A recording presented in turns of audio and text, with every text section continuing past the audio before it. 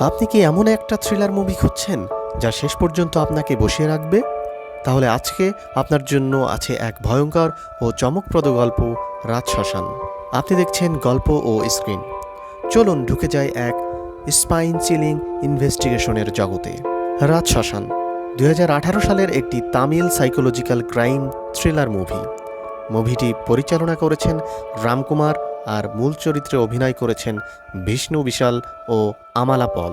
গল্পটা একজন যুবক অরুণ, যিনি সিনেমা নির্মাতা হতে চেয়েছিলেন, কিন্তু জীবনের চাপে পরে তিনি পুলিশ অফিসার হয়ে যান।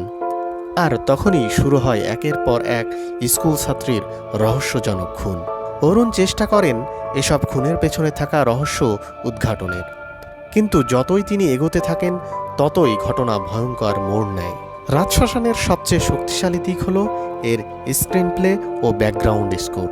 প্রতিটা দৃশ্য যেন একটা নতুন টেনশন তৈরি করে।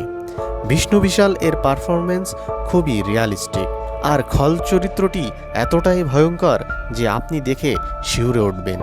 সিনেমাটোগ্রাফি ছিল ডার্ক, গ্রিটি, যা পারফেক্টলি সুইট করে এই মুভিটাকে।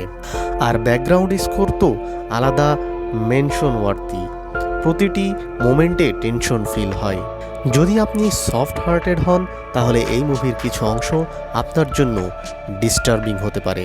মুভিটি কিছুটা গ্রাফিক এবং ইন্টেন্স, বিশেষ করে স্কুল গোয়িং ভিকটিমস নিয়ে সিনস। সব মিলিয়ে রাজশ্মশান একটা মাস্ট ওয়াচ সাইকোলজিক্যাল থ্রিলার। যারা ক্রাইম মিস্ট্রি আর সাসপেন্স ভালোবাসেন তাদের জন্য এটি একদম পারফেক্ট। এই ছিল আজকের মুভি রিভিউ, রাজশ্মশান। আপনারা কি আগে মুভিটা দেখেছেন? কেমন লেগেছে নিচে কমেন্টে জানাতে ভুলবেন না।